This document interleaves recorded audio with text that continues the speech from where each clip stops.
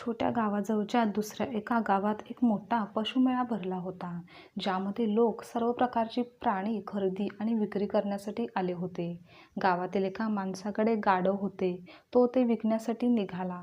तो माणूस आपल्या मुलाला आणि गाढवासोबत पायी चालत होता. तर काही अंतरावर त्यांना तलावाच्या काठावर काही महिला कपडे धुत असताना दिसल्या. त्या महिला एकमेकांना म्हणू लागल्या होत्या, "काय मूर्ख आहे हा माणूस, जो आपल्या मुलाला चालवत आहे. त्याला गाढवावर बसवलं असतं तर बरं झालं असतं." त्या महिलांचे आवाज पुरुषाच्या कानापर्यंत पोहोचत होते. तर ती व्यक्ती विचार करू लागली की या बायकांचे म्हणणे अगदी बरोबरच आहे आणि तसंही मी आज गाढव विकणारच आहे. तोपर्यंत तर माझा मुलगा त्यावर स्वार नक्कीच होऊ शकेल. त्यांनी आपल्या मुलाला गाढवावर बसवले. गाढवावर स्वार होऊन मुलगाही खूप आनंदित झाला आणि काही वेळ चालल्यावर एक वृद्ध व्यक्ती पुढे जाऊन त्यांना दिसली.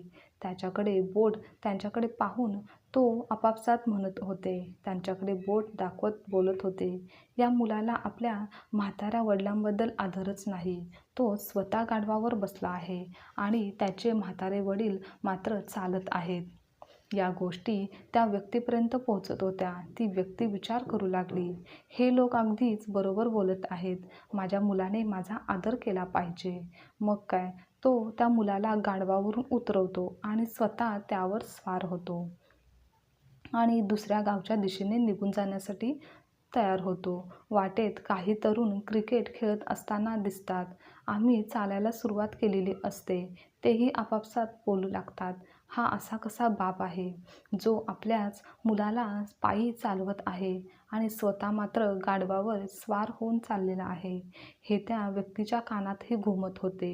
ती व्यक्ती स्वतःच गाढवावरून खाली उतरते आणि त्यांचा मुलगा पुन्हा गाढवावर बसतो.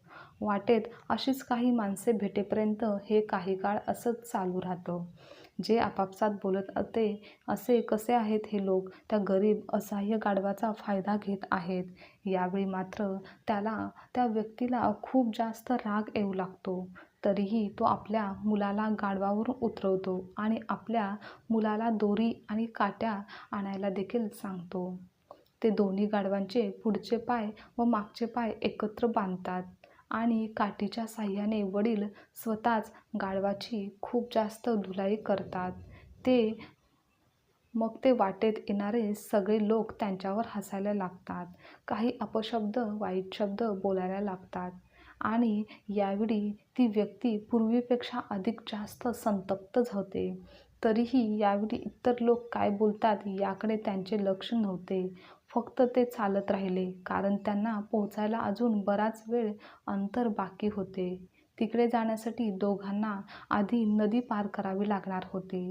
दोघेही गाढवासोबत पूल ओलांडत होते तेव्हा अचानक गाढव चिडले आणि पाय मोकळे करण्याचा प्रयत्न करू लागले. गाढवाच्या या प्रयत्नात तो उडी मारून नदीत पडला आणि गाढव लगेच मरतो आणि वडील आणि मुलगा यांच्या हाती काहीच लागत नाही. आता मात्र दोघांनाही पश्चाताप होऊ लागतो आणि ते निराश होऊन रिकाम्या हातानेच घरी परत येतात. तर यावरून हे लक्षात येतं की जीवनात पुढे जायचे असेल तर, प्रगती आणि यशस्वी व्हायचं असेल तर लोक काय म्हणत आहेत व काय नाही याकडे अजिबात लक्ष देऊ नका. नाहीतर त्यांचे दुष्परिणाम हे आपल्याला सहन करावे लागतात.